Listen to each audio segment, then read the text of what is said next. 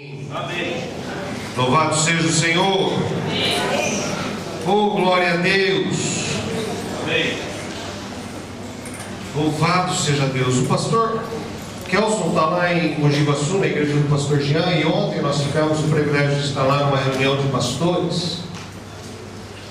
E eu fiquei muito surpreso quando o Jean deu uma introdução exatamente sobre aquilo que nós temos falado aqui.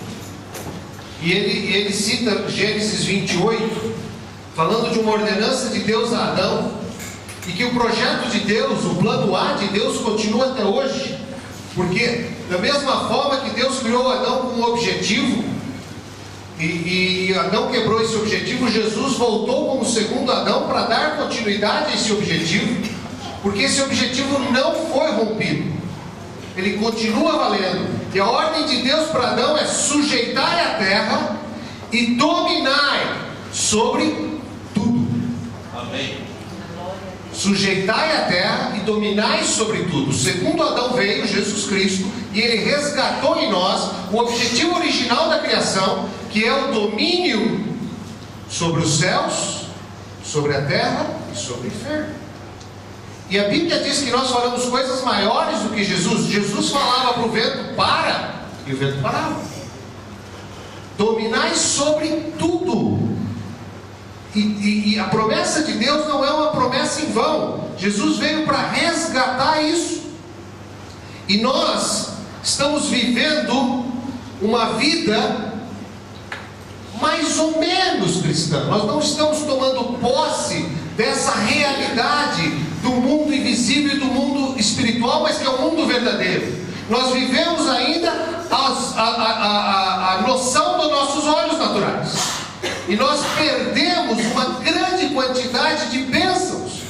Eu diria que nós vivemos na mediocridade, que é uma linha mediana, e nós ainda continuamos com aquelas coisas eternas, aqueles pecadinhos repetitivos, aquela vida terrena, aquela vida que está no cheque especial, aquela vida que uma dorzinha de cabeça atrapalha. Nós continuamos nos envolvendo com as circunstâncias ao nosso redor e nos deixando dominar por ela, e não conseguimos sair dela. Parece que não sabemos como. E a Bíblia diz que meu povo perece porque não conhece as Escrituras. O segredo é conhecimento, o segredo é entendimento. E se a gente for lá em Romanos 12:2, fala de transformação de mente. Para quê? Para que experimenteis qual seja a boa, agradável e perfeita vontade de Deus. Quer dizer, Deus está falando que à medida que a gente renova a mente, à medida que a gente abre o entendimento, à medida que a gente muda a nossa maneira de pensar, nós passamos a ter uma vida boa, agradável. E o objetivo de todos nós, o que é? Não é a felicidade? Não é a prosperidade, é a felicidade. O pessoal confundiu muito as coisas. Se você é demitido, você dá glória a Deus? Deveria dar. E Deus está no controle de tudo. Se você sai de um emprego que ganha um salário e vai para um outro que ganha metade, você dá glória a Deus? Deveria dar. Deveria dar. Porque Deus está no controle de tudo. Amém. Mas a gente foi ensinado de uma forma que só é bom quando parece aos nossos olhos, porque nós temos uma visão limitada e um conhecimento limitado, e a gente pensa sempre que bênção é presente, mas bênção é felicidade, bênção é alegria de viver, bênção é motivação. Mas nós estamos vivendo de depressão em depressão. Você conversa com os cristãos, irmão, estou no estreito, a vida está dura, cara. Isso é visão de galinha, só enxerga o cisco na frente. Está na hora de subir como águia. Amém. Está na hora de enxergar além dos olhos naturais. Está na hora de a gente caminhar um passo adiante. Sabe, se você quer experimentar Deus, se você quer ter uma experiência pessoal com Deus, se você quer ser feliz, gente, eu tenho um temor enorme de me afastar de Deus. Porque se eu me afastar de Deus, eu vou para o pecado. E se eu for para o pecado, minha vida vira uma desgraça. E eu quero estar junto com Deus, mas eu quero entender isso. Sabe, tem alguns irmãos que quando você fala de Jesus, falam, ainda não é a hora. Não é hora para quê? Irmão, você quer aceitar Jesus? Vem aqui. Eu não vou pagar mico, não. Cheio dos não me toques. Olha, eu estou indo na igreja, eu aceitei Jesus, mas quem vai te batizar não é comigo, não. Isso aí fica cheio de explicações, cheio de dificuldades, para simplesmente fazer o que é mais simples, e o mais sábio e o mais correto: obedecer. Não, mas quer filosofar, quer criar todo um entendimento. Se você está num leito de morte, como o ladrão da cruz, pregado numa cruz, e amanhã você vai morrer, aceita Jesus antes que você morra. Mas se você não está num leito de morte, e se Deus tem um projeto de vida para você, por mais 10, 15, 20, 30, 40 anos, meu irmão, a salvação não é o objetivo final. A salvação é a felicidade aqui na terra. A salvação é a manifestação do reino de Deus aqui na terra. Deus tem um projeto para você. Porque se fosse só o objetivo dele nos salvar, como o Jean disse também, a gente aceitava Jesus e já ia para o Coliseu. Pronto, já posso morrer, vou para o céu. Não, mas por que você está aqui? Por que essa sobrevida? Por que você está aqui essa noite? Amanhã você vai acordar e vai estar vivo. Por que você vai acordar? Deus, me leva para a glória. Eu já fiz essa oração quando estava muito depressivo. Não, Deus tem um projeto. E quando a gente começar a entender que o projeto de Deus para você é um projeto que você precisa conhecer para você ser motivado a caminhar e andar e ser feliz. E aí você vai ver que não existe essa história que estou no estreito. Paulo fala que tendo abundância ou tendo dificuldade, ele tinha alegria. Sendo apedrejado ou sendo ovacionado, ele tinha alegria. Estando preso ou liberto, ele tinha alegria. Porque ele descobriu a dimensão real da qual nós temos que caminhar. E o propósito eterno de Deus sobre nós. A ponto de que foi preso, estava condenado à morte, sabia que não morreria, porque sabia que não era a sua hora. E foi liberto. Já mais lá frente, quase com 70 anos, foi preso, condenado à morte, e ele diz: combati o bom combate e venci a guerra. Sabia que ia morrer, na tremenda paz. Que legal viver assim. Você viver o tempo de Deus na sua vida, você manifestar o Kairos de Deus. O problema é que nós vivemos de uma forma como se entrasse num cinema, no meio do filme, e não entendemos nada. Mas na cabeça do diretor, o seu personagem está definido. Eu, como arquiteto, você passa numa obra, você começa a ver os tijolos subir, você não imagina o que vai sair ali, mas o arquiteto sabe o que vai sair. E o nosso Deus é o Supremo. Ele é o nosso grande arquiteto. E você não foi criado à toa. Você não está inserido nesse filme da vida à toa. Essa obra que Deus começou em você, Ele sabe aonde vai terminar. E você que não sabe, e você precisa saber para parar de viver na mediocridade. Vamos abrir a Bíblia. Importante, né? Ainda nem comecei. Em Tiago 1, desculpa, 2 Pedro 3.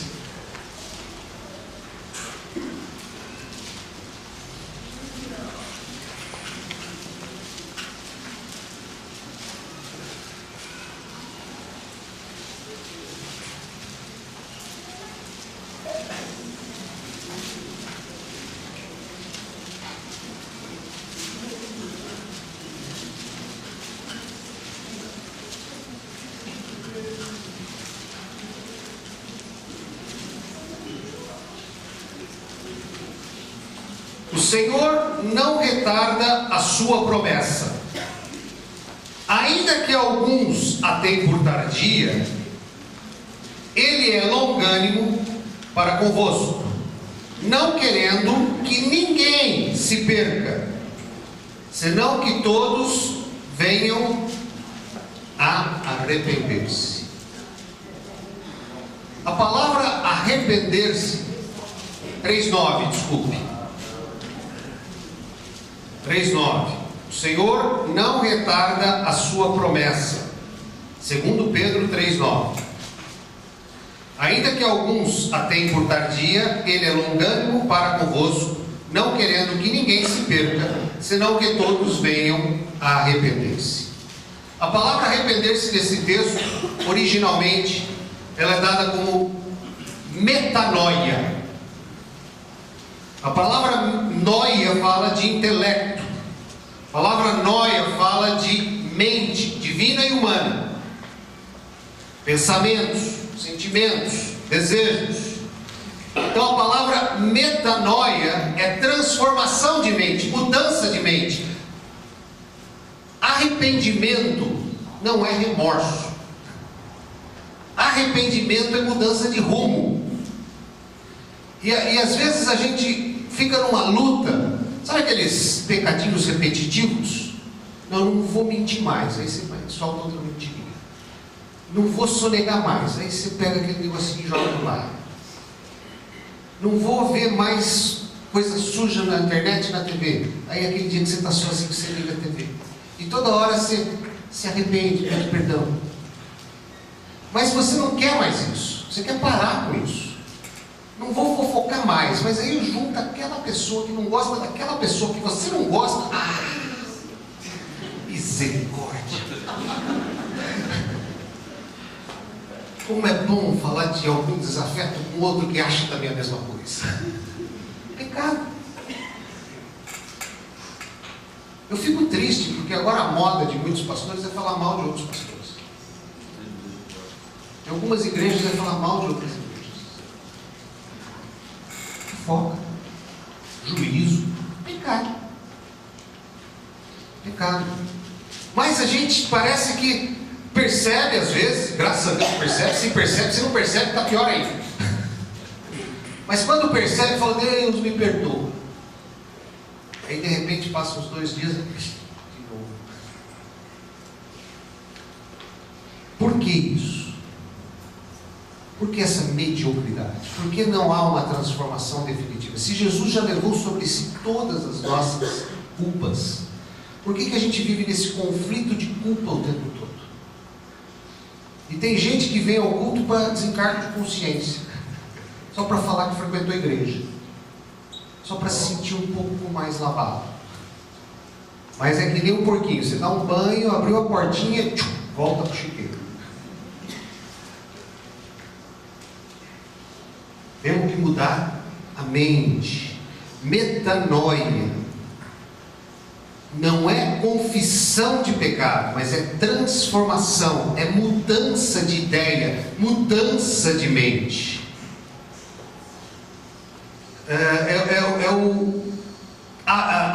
Trazer ao sentido, trazer um novo entendimento.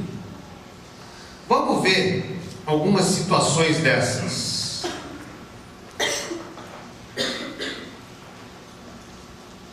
Vamos lá em Lucas 15.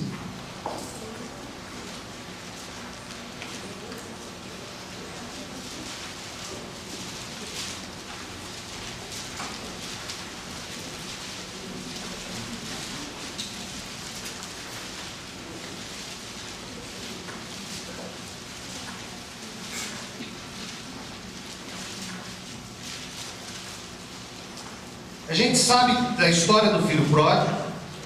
Ele pegou o dinheiro, ali no versículo 13 diz que desperdiçou os seus bens. Depois ele diz que vivendo dissolutamente, e aí depois diz que gastou tudo. Ele desperdiçou os seus bens, viveu dissolutamente, gastou tudo. Dissolutamente é descontroladamente, sem controle, sem critério, desregradamente, sem regra. E aí no versículo 17 diz: então, caindo em si, trazendo ao sentido, metanoia. O que ele fez? Ele trouxe à mente uma lembrança.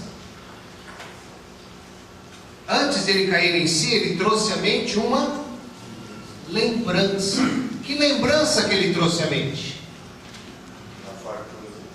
A casa do meu pai. Na casa do meu pai. Na casa do meu pai, até os empregados vivem melhor que eu. Qual era a referência de vida que ele tinha?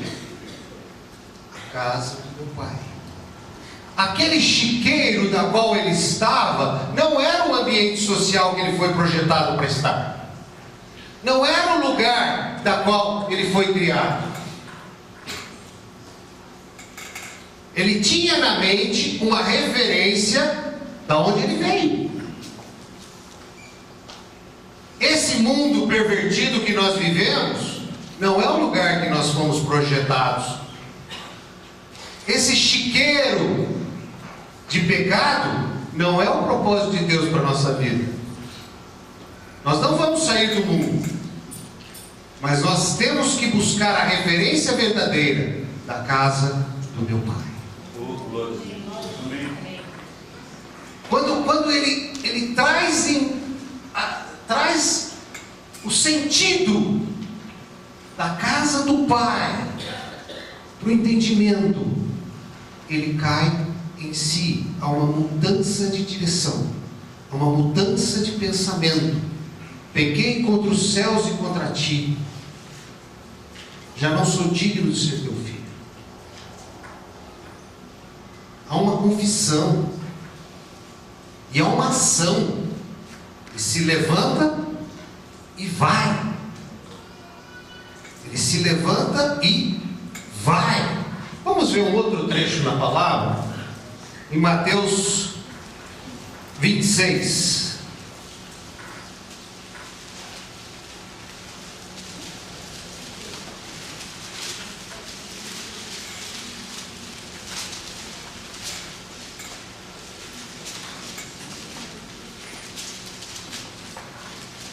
Eu não preciso ilustrar muito a diferença de uma metanoia para um remorso.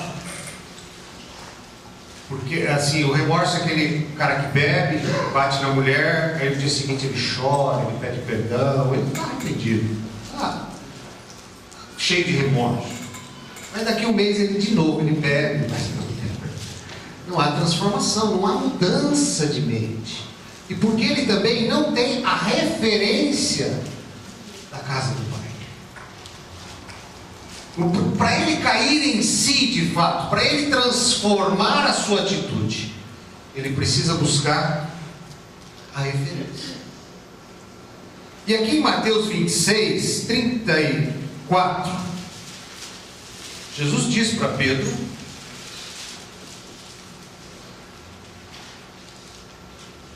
essa mesma noite, antes do galo cantar, cante 3 vezes, me negarás. E aí a gente vê no 70, 72 e 74 ele negando a Jesus. E no 74 ele ouve o galo cantar. O galo cantar aqui é a referência da casa do meu pai. São 3 anos e meio junto com Jesus. Tudo veio à mente. Tudo veio à mente. Tudo veio à mente. E aí diz que Pedro se arrependeu, chorou amargamente. Mas se a gente for ver Judas, Judas também. Ele foi lá, devolveu as moedas. Está em Mateus 27, 3. Ele se arrependeu e foi se enforcar.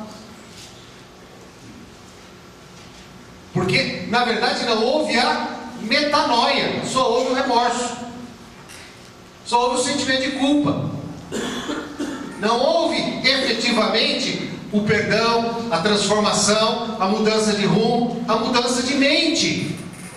E nós precisamos entender isso, porque na hora que nós começarmos a realmente buscar o referencial verdadeiro da nossa vida, que é a casa do Pai, aquelas lutas constantes e permanentes, elas têm que deixar de existir. E aí eu volto ao que eu falei, eu morro de temor de me afastar de Deus, porque se eu me afasto de Deus, o pecado entra.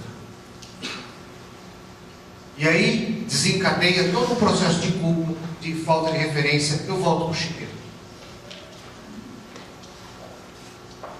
Então, eu preciso estar permanentemente buscando a Deus, constantemente em intimidade, não perder a referência da casa do Pai. E o que é não perder a referência? É estar todo dia. Se eu tenho que comer 3, 4 vezes por dia, por que eu não posso falar com meu Pai 3, 4 vezes por dia e me alimentar, e alimentar o meu espírito? Por que eu dependo de uma reunião de domingo à noite? Sabe, parece assim que quando vocês vêm na igreja domingo à noite, não precisa vir na quarta, porque se vier na quarta, vão te chamar de carola. Não, é muito igrejeiro. Se tiver um evento na sexta, é curso. Ah não, mas é muita coisa. Reunião de oração? Ah não. Eu quero estar em todas. E muito mais, eu quero estar toda noite no meu travesseiro também, na casa do meu Pai.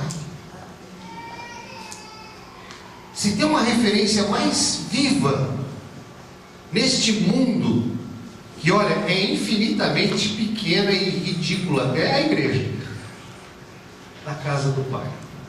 Mas hoje, quando eu vi o Eugênio falando Jesus, eu não vi nem se ele estava de olho aberto ou fechado, mas eu sabia onde ele estava. Ele estava falando e ele estava vendo a casa do Pai. E esse treinamento, é isso que tem que entrar em nós, essa metanoia, essa mudança de mente, tem que entrar em nós, para que a gente possa ser feliz. Ser feliz. Se eu não ver a verdade de Deus sobre mim, eu vou continuar a viver essa minha própria ilusão. Eu vou continuar a viver o entorno do que eu enxergo, que é as bolotas de porco. Eu vou continuar a viver no meio do chiqueiro. Porque se eu não consigo fazer isso, eu continuo no natural. Eu preciso entender. Vamos tentar ver lá em Tiago 1.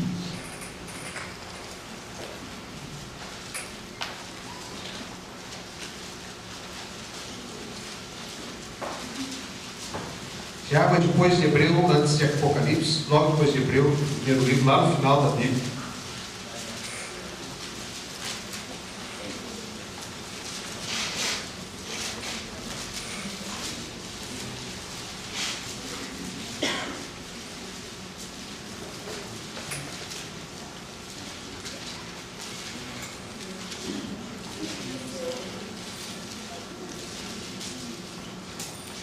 O André que esteve aqui, ele falou sobre o espelho, né? Se a gente enxergar o nosso rosto como refletindo o rosto de Jesus no espelho. E é essa visão que Deus tem de nós.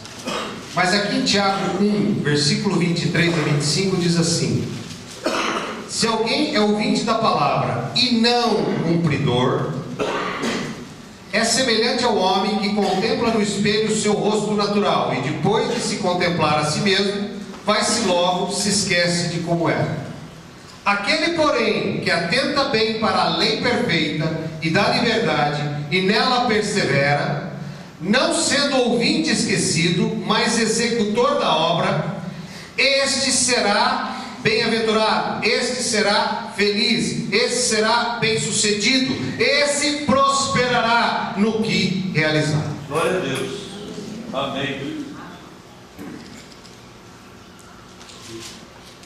Olhar o rosto natural no espelho, eu tenho que buscar a gênese, eu tenho que buscar a origem da minha criação.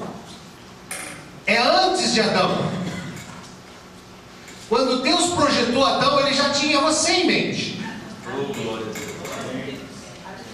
Você era a existência do projeto dele. Por isso que a gente tem que entender que quando Deus olha para a gente, Ele não vê o nosso natural, Ele vê o nosso sobrenatural, o nosso homem eterno, o nosso homem que vai viver junto com Ele de eternidade a eternidade. E Ele vê o projeto dele sobre as nossas vidas, e como nós somos embaixadores de Deus aqui na terra, e como nós podemos manifestar os céus na terra, como nós podemos ser iguais ou fazer obras maiores que Jesus Cristo, como nós podemos dominar o céu, a terra e o inferno, e nós estamos aqui apáticos, preocupados com os nossos pecadinhos, ou com o cheque especial.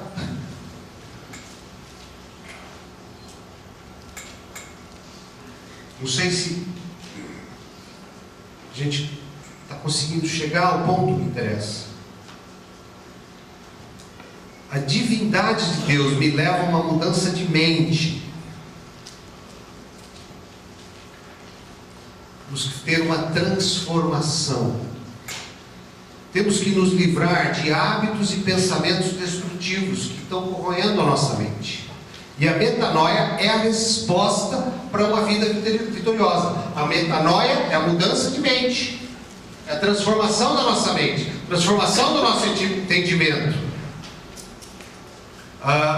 No Antigo Testamento, lá em Hebreus 10, fala dos sacrifícios. As pessoas pecavam e faziam sacrifícios pelos pecados. Aquilo eram sombras sobre o que ia acontecer, e Jesus veio para acabar com isso de uma vez por todas, porque os sacrifícios dos pecados era a repetição do meu pecado constante, e o arrependimento dele através de sangue de animais. Isso acabou, Jesus consumou tudo, já não há condenação para que estão em Cristo Jesus. Você não tem que carregar culpa de pecado. Mas se eu pecar amanhã, Jesus já levou o seu pecado de amanhã, mas você não vai pecar amanhã, porque você vai entrar na casa do Pai, e a memória da casa do Pai vai fazer você cair em si, e aquela prática rotineira de pecado não vai perdurar.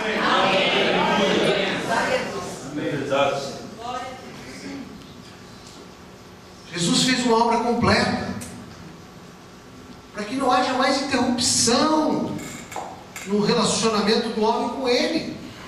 É tudo o que Ele quer, é não ter mais interrupção, é a gente não se afastar mais.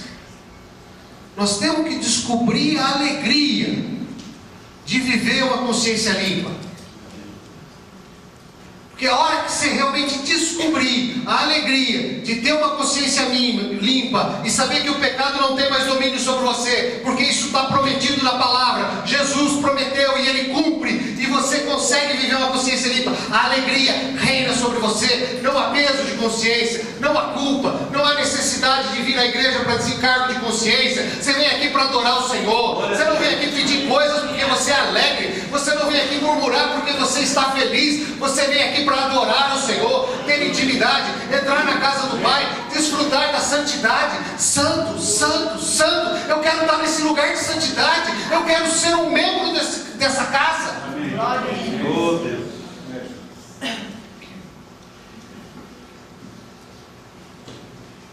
Ele morreu de uma vez por todas, de tal forma que vive ocupado com o Deus vivo e não obcecado e tentando não pecar.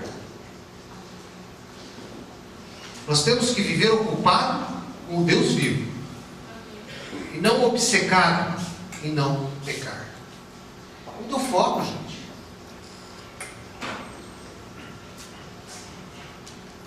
Remorso, esforço, confissão, isso não vai te livrar de não pecar mais. Não vai te livrar. O discernimento, a compreensão e a revelação é o que te tira do pecado. É o que faz você mudar de direção.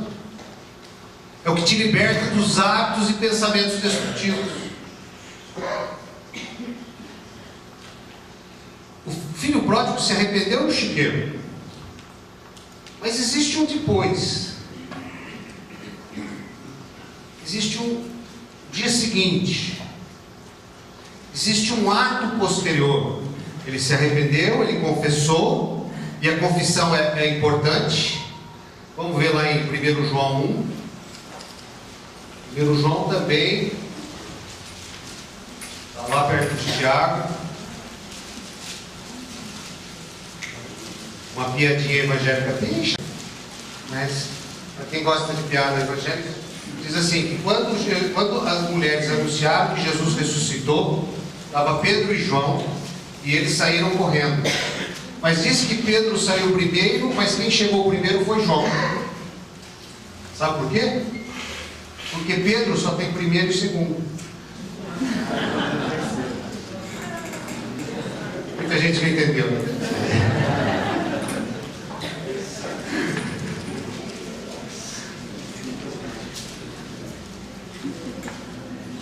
Gente, é piadinha, tá?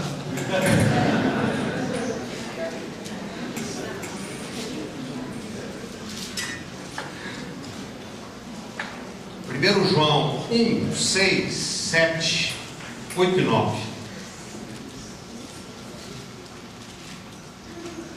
Se dissermos que temos comunhão com Ele e andamos nas trevas, mentimos e não praticamos a verdade.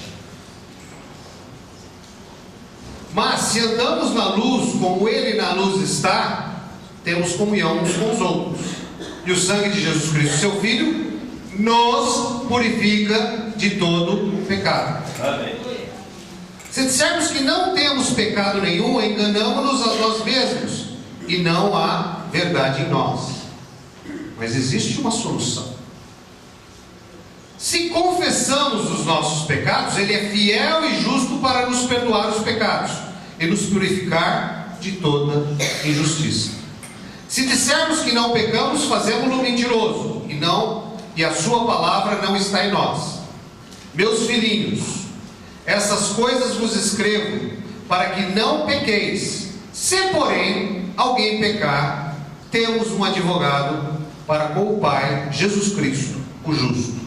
Ele é a propiciação pelos nossos pecados, e não somente pelos nossos, mas também pelos de todo o mundo, de todo o tempo, de todo o passado, presente e futuro.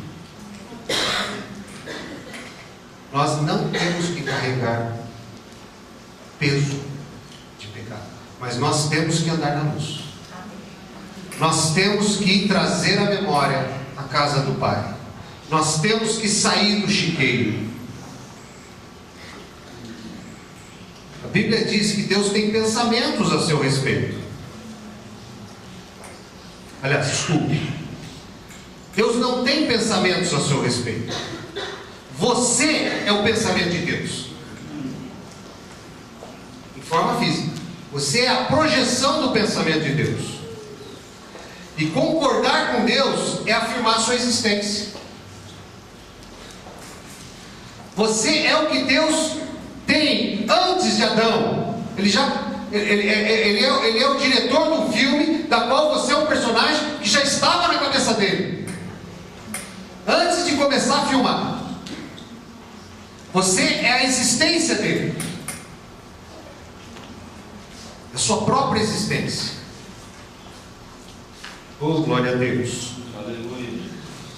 E quando o filho se arrepende e volta para o pai, acontecem 3 coisas ali em Lucas 15, não precisa abrir, no versículo 20, 22 e 23, que é a sedimentação de uma mente cheia da presença do Pai. O filho, ele é abraçado, ele é envolto, protegido, agasalhado, recebido, ungido pelo Pai. é trocado as vestes, a sandália e colocado o anel. E por último é feita uma grande festa. Pedro, depois que ele se arrepende e chora, e Jesus ressuscita e encontra com Pedro, não vou entrar no mérito da palavra amor, mas se vocês quiserem lá ver na Bíblia o arrependimento e encontro com Jesus, lá em Mateus 26, 70, 72, 74, Jesus 3 vezes fala para Pedro: Pedro, você me ama? Jesus abraça. Pela segunda vez ele fala: Pedro, você me ama? Jesus troca as vestes de Pedro. Jesus coloca um anel no dedo de Pedro. Jesus veste a sandália em Pedro. Pela terceira vez ele fala para Pedro: Pedro, você me ama? Jesus faz uma festa. Apacenta minhas ovelhas. Leva meu povo a entender. Leva meu povo a entender quem Ele é. Leva meu povo a descobrir a casa do Pai. Leva meu povo a se encontrar comigo. Leva meu povo a permitir que eu o abrace. Leva meu povo a ter relacionamento comigo. Eu quero colocar neles vestes novas. Eu quero colocar o anel da herança, adotá-los como filhos. Eu quero colocar sandálias para que eles sejam realmente enviados por mim, mensageiros meus, a extensão, eles são a minha essência. Leva meu povo a entender isso. Esse entendimento sedimenta a metanoia e o ponto final. Eu queria que a Maria colocasse o vídeo. Eu não achei nada legendado, então eu vou tentar traduzir. Antes de começar, é um vídeo do Ron Kenoly. Ron Kenoly é um cantor americano da velha guarda. Peraí, só um pouquinho. Ele tinha um filho com 16 anos. E esse filho com 16 anos, de um dia para o outro, ele descobriu que sabia tudo. E aí o diálogo começou a ficar meio complicado. Até que isso acabou acontecendo de ele sair de casa. Ficou 3 anos fora de casa. E depois de 3 anos ele pediu para voltar. E quando o filho voltou, ele fez essa música. O título dessa música é Bem-vindo para Casa. Pode tocar.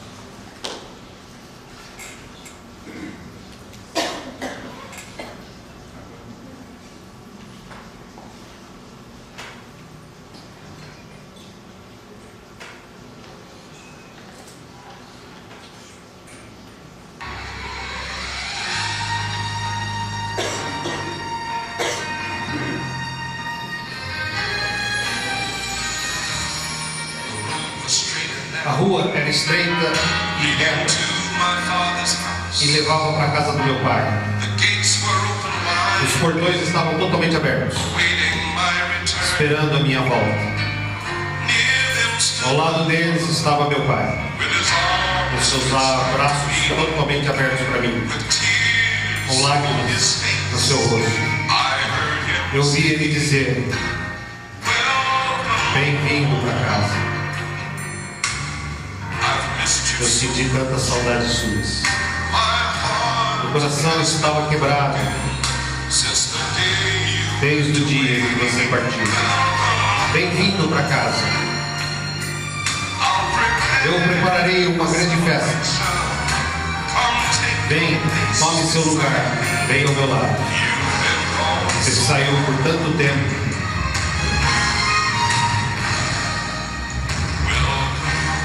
Bem-vindo para casa.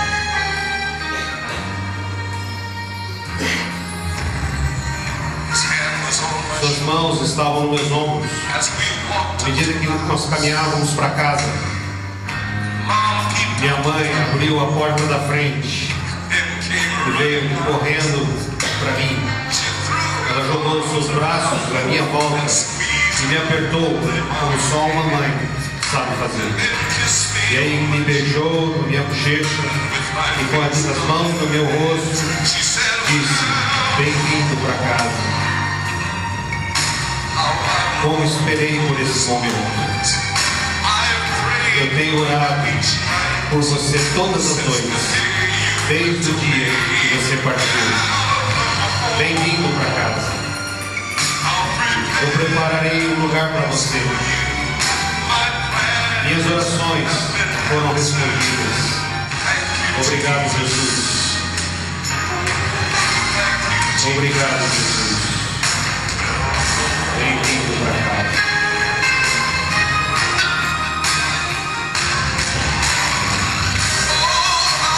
Mas como é bom me sentir na casa do meu Pai. Depois de todas as dores e preocupações que eu causei neles, eu sei que eu fui perdoado. E meu passado foi totalmente esquecido. E é bom ouvir minha família dizer: nós continuamos a te amar. Bem-vindo para casa. Como é gostoso e suave ouvir esse som. Essas palavras simples: nós te amamos, ecoam no meu coração. Bem-vindo para casa. Nunca mais eu vou considerar esse lugar apenas um assentamento, uma pensão. É tão bom ser amado e querido. Depois de tudo que você fez de errado, e ainda continuam a dizer: bem-vindo a casa.